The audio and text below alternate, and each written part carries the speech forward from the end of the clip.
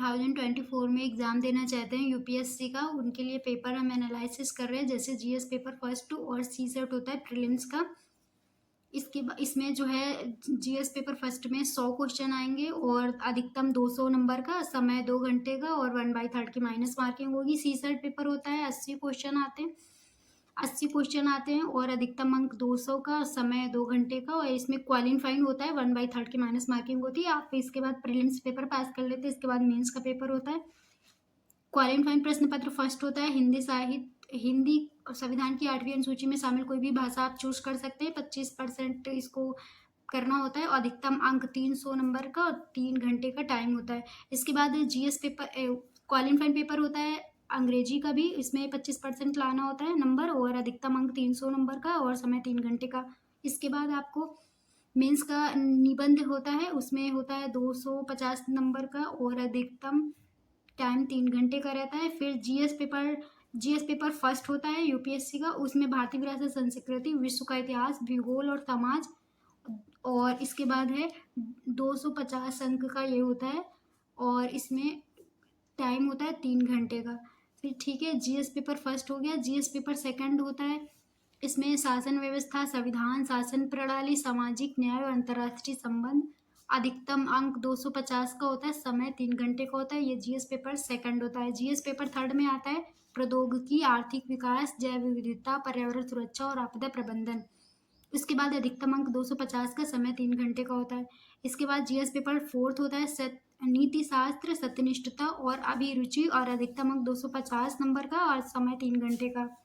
इसके बाद आपका हो जाएगा वैकल्पिक ऑप्शनल आप जो चूज करेंगे आप पे डिपेंड करता है। उसमें ऑप्शनल फर्स्ट में होता है अधिकतम 250 नंबर का और समय 3 घंटे का। वैकल्पिक विषय सेकंड होता है 250 का, समय 3 घंटे का। आप ये ऑप्शनल हो गया। इसके बाद मेरिट लिस्ट बनती है और उसके बाद वो होता है इंटरव्यू में मतलब 275 का होता है, 275 नंबर का इंटरव्यू होगा। फिर उसके बाद मेरिट लिस्ट में आप शामिल होंगे, मेरिट के हिसाब से आपका होगा। अब यूपीएससी के पेपर्स मेंस में हम एनालिसिस करेंगे किस सब्जेक्ट से कितने क्वेश्चन आए और किस ईयर में। तो भारत का इतिहास और स्वाधीनता आंदोलन 2015 में 16 क्वेश्चन आए। हम 2015 से 2022 तक एनालिसिस करेंगे। 2015 में 16 क्वेश्चन आए, 2016 में 16 क्वेश्चन, 2017 में 13 क्वेश्चन, 2018 में 22 क्वेश्चन, 2019 में 16, 2020 में 19 क्वेश्चन, 2021 में 21 क्वेश्चन, 2022 में 16 क्वेश्चन भारत का इतिहास और स्वाधीनता आंदोलन से आए। ठीक है, उसके बाद भारतीय संविधान व राज्य व्यवस्था से 2015 में 13 क्वेश्चन आए, 2016 में 6 क्वेश्चन आए, 2017 में 22 क्वेश्चन आए, 2018 में 13 क्वेश्चन आए, 2019 में 15 क्वेश्चन आए, 2020 में 18 क्वेश्चन आए, 2021 में 17 क्वेश्चन आए, 2022 में 12 क्वेश्चन आए। इसके बाद है भारत और विश्व का भूगोल, इसमें 2015 में 18 क्वेश्चन, 2016 में 3 क्वेश्चन, 2017 में 8 क्वेश्चन, 2018 में 9 क्वेश्चन, 2019 में 8 क्वेश्चन, 2020 में 13 क्वेश्चन, 2021 में 12 क्वेश्चन, 2022 में 15 क्वेश्चन।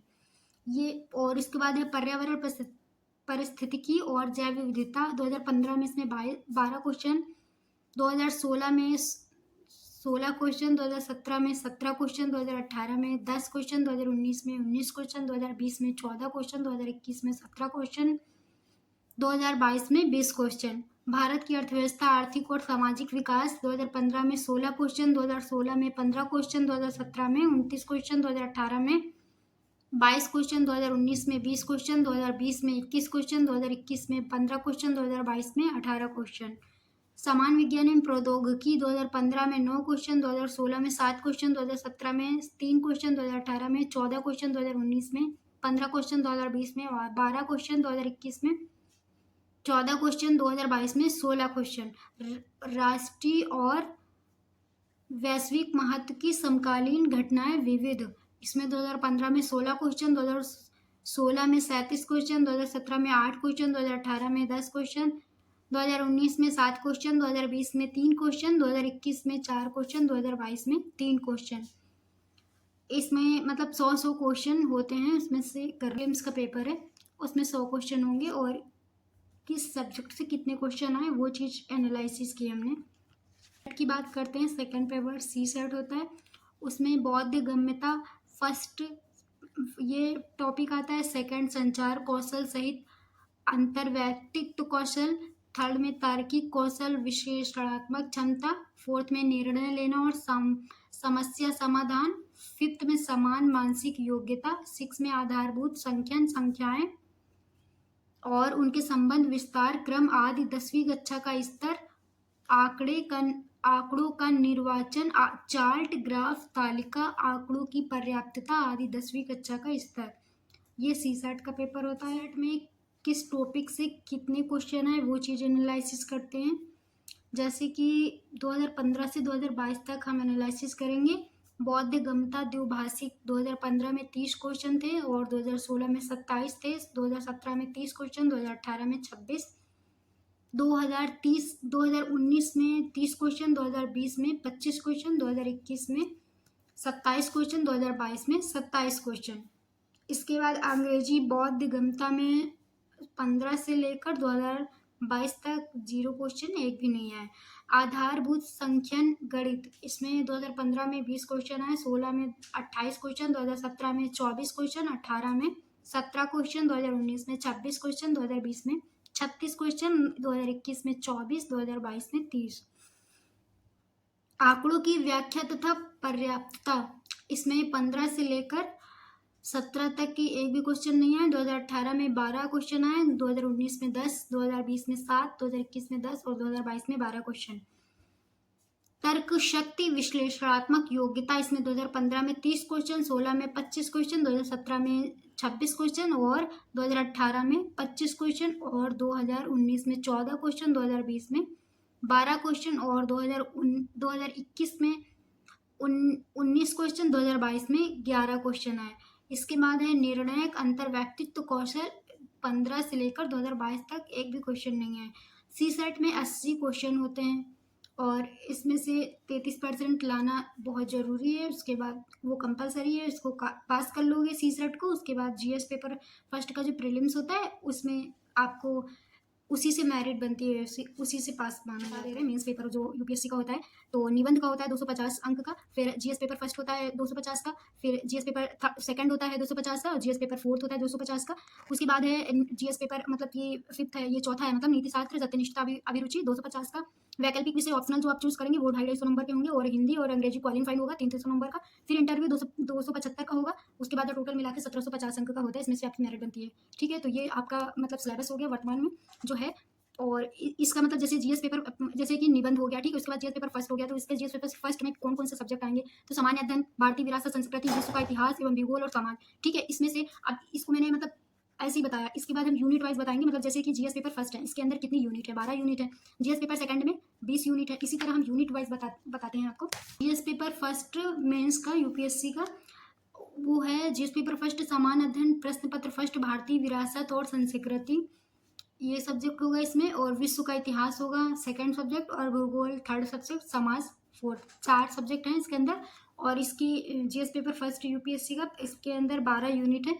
तो 12 यूनिट है। फर्स्ट यूनिट है भारतीय संस्कृति में प्राचीन काल से आधुनिक काल तक के कला के रूप में साहित्य और वास्तुकला के मुख्य पहलू शामिल होंगे।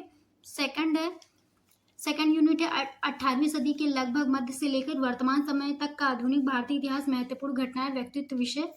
थर्ड यूनिट होगा स्वतंत्रता संग्राम, इसके विभिन्न चरण और देश के विभिन्न भागों से इसमें अपना योगदान देने वाले महत्वपूर्ण व्यक्ति और उनका योगदान। और चौथा यूनिट है स्वतंत्रता के पश्चात देश के अंदर एकीकरण और पुनर्गठन। और चौथा यूनिट है विश्व के इतिहास में 18वीं सदी तक भारत की घटनाएं, यथा औद्योगिक क्रांति, विश्व युद्ध, राष्ट्रीय सीमाओं का पुनः सीमांकन, उपनिवेशवाद की समाप्ति, राजनीतिक दर्शन जैसे साम्यवाद, पूंजीवाद, समाजवाद आदि शामिल होंगे। इसके रूप में समाज पर उनका प्रभाव। इसके बाद है छठा यूनिट है भारतीय समाज की मुख्य विशेषताएं, भारत की विविधता। छठा यूनिट महिलाओं की भूमिका और महिला संगठन, जनसंख्या एवं समृद्ध मुद्दे, गरीबी, विकासात्मक विषय, शहरीकरण, उनकी समस्या, उनके रक्षा उपाय। आठवां यूनिट है भारतीय समाज पर भूमंडलीकरण का प्रभाव। और नवा यूनिट होगा सामाजिक सशक्तिकरण, संप्रदायवाद, क्षेत्रवाद और धर्मनिरपेक्षता। और 10 यूनिट है विश्व के भौतिक भूगोल की मुख्य विशेषता। और 11 यूनिट है विश्व भर के मुख्य प्राकृतिक संसाधनों का वितरण। दक्षिण एशिया और भारतीय उपमहाद्वीप को शामिल करते हुए विश्व भारत सहित के विभिन्न भागों में प्राथमिक, द्वितीयक, तृतीयक क्षेत्र के उद्योगों को स्थापित करने के लिए जिम्मेदार कारक। 12 यूनिट है भूकंप, सुनामी, ज्वालामुखी, हलचल, चक्रवात आदि जैसी महत्वपूर्ण भूभौतिकी घटनाएं। भौगोलिक विशेषताएं और उनके स्थान। अति महत्वपूर्ण भौगोलिक विशेषताओं, जल स्रोत और हिमवरण सहित और वनस्पति एवं प्राणी जगत में परिवर्तन और इस प्रकार के परिवर्तनों के प्रभाव। तो यूपीएससी का जीएस पेपर फर्स्ट है, इसके अंदर यूनिट हैं 12। ये आपको जरूरी है, कंपलसरी है, पता होना चाहिए और इसी के हिसाब से आप सिलेबस को अपना बांट सकते हैं और अच्छे से स्टडी कर सकते हैं। ये जीएस पेपर फर्स्ट खत्म हो गया। अब जीएस पेपर सेकंड बताते हैं। इसमें सेकंड में है सामान्य अध्ययन प्रश्न पत्र, सेकंड है शासन व्यवस्था और संविधान, शासन प्रणाली, सामाजिक न्याय। जीएस पेपर सेकंड की बात करते हैं। इसमें सामान्य अध्ययन प्रश्न पत्र सेकंड है शासन व्यवस्था, संविधान, शासन प्रणाली, सामाजिक न्याय तथा अंतर्राष्ट्रीय संबंध। जीएस पेपर सेकंड, इसमें 20 यूनिट हैं। तो हम फर्स्ट यूनिट की बात करते हैं। भारतीय संविधान, ऐतिहासिक आधार, विकास, विशेषताएं, संशोधन, महत्वपूर्ण प्रावधान और बुनियादी संरचना। सेकंड यूनिट है इसमें संघ एवं राज्यों के कार्य तथा उत्तरदायित्व, संघीय ढांचे से संबंधित विषय, चुनौतियां, स्थानीय स्तर पर शक्तियों और वित्त का हस्तांतरण और उनकी चुनौतियां, मतलब उसकी चुनौतियां। थर्ड यूनिट है विभिन्न घटकों के बीच शक्तियों का पृथक्करण, विवाद निवारण तंत्र तथा संस्थान। इसके बाद है चौथा यूनिट है भारतीय संवैधानिक योजना की अन्य देशों के साथ तुलना। पांचवा यूनिट है संसद और राज्य विधायिका संरचना, कार्य संचालन शक्तियां एवं विशेषाधिकार और इससे उत्पन्न होने वाले विषय। छठा यूनिट है कार्यपालिका और न्यायपालिका की जो संरचना, संगठन, कार्य, सरकार के मंत्रालय एवं विभाग, प्रभावक समूह और औपचारिक अनौपचारिक संघ तथा शासन प्रणाली में उनकी भूमिका। सातवां यूनिट है जन प्रतिनिधित्व अधिनियम की मुख्य विशेषताएं। आठवां यूनिट है विभिन्न संवैधानिक पदों पर नियुक्ति और विभिन्न संवैधानिक निकायों की शक्तियां, कार्य और उत्तरदायी। नवां यूनिट है कि संविधिक विनियामक और विभिन्न अर्ध न्यायिक निकाय। 10वां यूनिट है सरकारी नीतियों और विभिन्न क्षेत्रों में विकास के लिए हस्तक्षेप और उनके अभिकल्पन तथा कार्यान्वयन के कारण उत्पन्न विषय। और 11वां यूनिट है विकास प्रक्रिया तथा विकास उद्योग, गैर सरकारी संगठनों एवं स्वयं सहायता समूहों, विभिन्न समूहों और संघों, दानकर्ताओं, लोकोपकारी संस्थाओं और संस्थागत एवं अन्य पक्षों की भूमिका। 12वां यूनिट है केंद्र एवं राज्यों द्वारा जनसंख्या के अति संवेदनशील वर्गों के लिए कल्याणकारी योजनाएं और इन योजनाओं का कार्य निष्पादन अति संवेदनशील वर्गों की रक्षा एवं बेहतरी के लिए गठित तंत्र, विधि, संस्थान एवं निकाय। 13वां यूनिट है जो स्वास्थ्य, शिक्षा, मानव संसाधनों से संबंधित सामाजिक क्षेत्र, सेवाओं के विकास और प्रबंधन से संबंधित विषय। 14वां यूनिट है गरीबी एवं भूख से संबंधित विषय। और 15 यूनिट है शासन व्यवस्था, पारदर्शिता और जवाबदेही के महत्वपूर्ण पक्ष, ई गवर्नेंस, अनुप्रयोग, मॉडल, सफलताएं, सीमाएं, संभावनाएं, नागरिक चार्टर, पारदर्शिता एवं जवाबदेही और संस्थागत तथा अन्य उपाय। 16वां यूनिट है लोकतंत्र में सिविल सेवाओं की भूमिका। 17वां यूनिट है भारत एवं इसके पड़ोसी संबंध। 18वां यूनिट है द्विपक्षीय, क्षेत्रीय और वैश्विक समूह और भारत से संबंधित और अथवा भारत के हितों को प्रभावित करने वाले करार। 19वां यूनिट है भारत के हितों और विकसित और विकासशील देशों की नीतियों तथा राजनीति का प्रभाव, प्रवासी भारतीय। 20वां यूनिट है महत्वपूर्ण अंतर्राष्ट्रीय संस्थान, संस्थाएं और मंच, उनकी संरचना और अधिदेश। ये जीएस पेपर 2 था। इसमें 20 यूनिट थे और अच्छे से आपको यूनिट पता होना चाहिए, मतलब बिल्कुल टिप्स पे होना चाहिए। इसके बाद जीएस पेपर थर्ड है सामान्य अध्ययन प्रश्न पत्र थर्ड, प्रौद्योगिकी, आर्थिक विकास और जैव विविधता, पर्यावरण सुरक्षा, आपदा प्रबंधन। इसमें होंगे ये सब्जेक्ट। इसके बाद इसमें भी 20 यूनिट हैं। पहला यूनिट है भारतीय अर्थव्यवस्था तथा योजना संसाधनों को जुटाने, प्रगति, विकास तथा रोजगार से संबंधित विषय। सेकंड यूनिट में समावेशी विकास तथा इससे उत्पन्न विषय।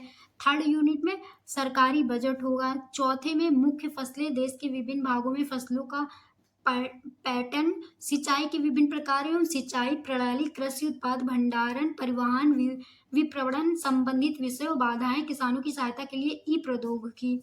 इसके बाद है पांचवा यूनिट है प्रत्यक्ष अप्रत्यक्ष कृषि सहायकी तथा न्यूनतम समर्थन मूल्य से संबंधित विषय, जन वितरण प्रणाली, उद्देश्य, कार्य सीमाएं, सुधार, बफर स्टॉक तथा खाद्य सुरक्षा संबंधी विषय, प्रौद्योगिकी मिशन, पशुपालन संबंधी अर्थव्यवस्था। इसके बाद है छठा यूनिट है भारत में खाद्य प्रसंस्करण संबंधित उद्योग, कार्य क्षेत्र एवं महत्व, स्थान, ऊपरी और नीचे की अपेक्षाएं, आपूर्ति श्रृंखला प्रबंधन। सातवां यूनिट है भारत में भूमि सुधार। आठवां है उदारीकरण का अर्थव्यवस्था पर प्रभाव व औद्योगिक नीति में परिवर्तन तथा औद्योगिक विकास पर इनका प्रभाव। नवा यूनिट है बुनियादी ढांचा, ऊर्जा, बंदरगाह, सड़क, विमानपत्तन, रेलवे आदि। 10वां यूनिट है निवेश मॉडल। 11वां यूनिट है विज्ञान और प्रौद्योगिकी विकास एवं अनुप्रयोग और रोजमर्रा के जीवन पर इसका प्रभाव। 12वां यूनिट है विज्ञान और प्रौद्योगिकी में भारतीयों की उपलब्धियां, देशज रूप से प्रौद्योगिकी का विकास और नई प्रौद्योगिकी का विकास।